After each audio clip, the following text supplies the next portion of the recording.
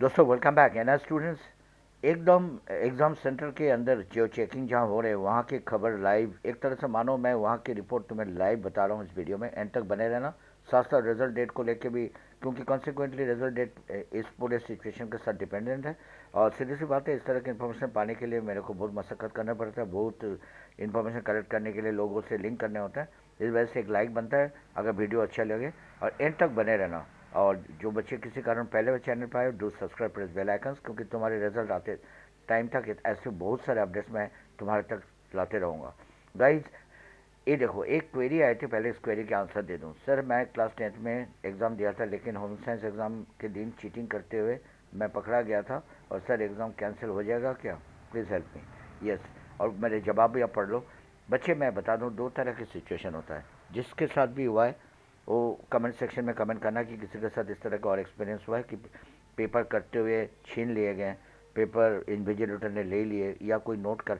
मैं पहले बता दूं, अगर पेपर इन्विजिलेटर ने छीन लिए और अपने पास रख लिए, 15 मिनट 20 मिनट बाद तुम्हें दे दिए, तब तो चलो, वो तुम्हें डराया, वार्निंग दिए, छोड़ दिए। सेकंड केस में वो ले लिए, तुम्हें वापस नहीं दिए। मानो एग्ज़ाम ख़त्म होने में आधा घंटा रह गया था, 15 मिनट रह गया था, तुम चीटिंग कर रहे थे, पकड़ में आ गए, वो लेके रख लिए, कोई दिक्कत नहीं। लेकिन मानो इन्विजिलेटर ने ले लिए, उसमें नोट चढ़ाया आंसर शीट के ऊपर, और साथ में वो एक एप्लीकेशन साथ में ऐड ऑन करके उसने अगर हेड ऑफिस में रिपोर्ट कर दिए, जब आंसर शीट भेजा जाएगा तुम्हारे आंसर शीट के साथ अगर एक डॉक्यूमेंट अटैच करके कि इस तरह के इन्विजिलेटर के साइन समेत कि मैंने इस लड़के को चीटिंग करते हुए पकड़ लिए और ये ऐसे ऐसे कहानी है, तो फिर तुम्हारे पेपर को चेक नहीं करा जाएगा। अदरवाइज़ अगर डराया धमकाया लेकिन कुछ रिपोर्ट नहीं करा, साथ में कोई डॉक्यूमेंट नहीं डाला, तो तुम बच जाओगे। ठीक है, समझ आ रहा है? अब आप ये जो देखो, सेंटर के अंदर इन्विजिलेटर बैठे, इन्विजिलेटर के बहुत अहम रोल है।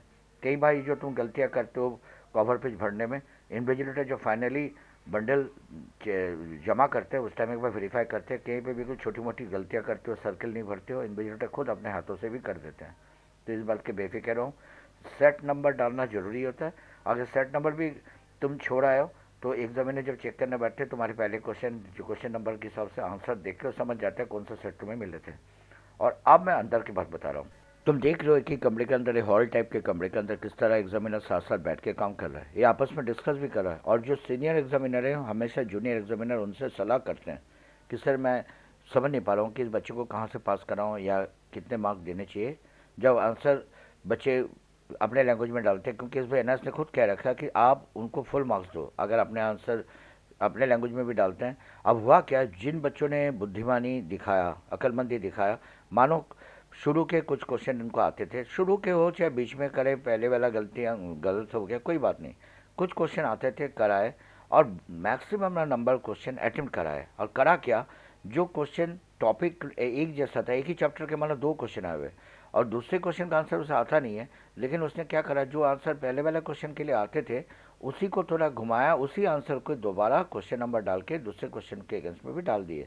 और होगा क्या, उनमें एग्जामिनर को मौका मिल जाएगा, और जितने भी क्वेश्चन नंबर आप डाल के आओगे और कुछ लिख के आओगे, वहाँ जरा से भी पॉइंट निकल जाए, आधा नंबर एक नंबर होता क्या है, मार्किंग स्कीम में जो नंबर दिए उसके अकॉर्डिंगली एग्जामिनर फिर तुम्हें पास कराने के लिए इस तरह मार्किंग कर रहा है कि कहीं पे भी आधा नंबर एक नंबर देखे, जब वो देख रहा है कि बॉर्डर लाइन में रह रहा है। प्रॉब्लम उस केस में हो गया कि बहुत सारे बच्चों ने, इतने बार मैंने अपने वीडियो के जरिए बताते गया हूँ, लेकिन एक्स्ट्रा आंसर्स करा ही नहीं। जो आते हैं वो तो करके आ गया, जो नहीं आता है ना वो क्वेश्चन नंबर डाला ना उसमें करने को कोशिश करा।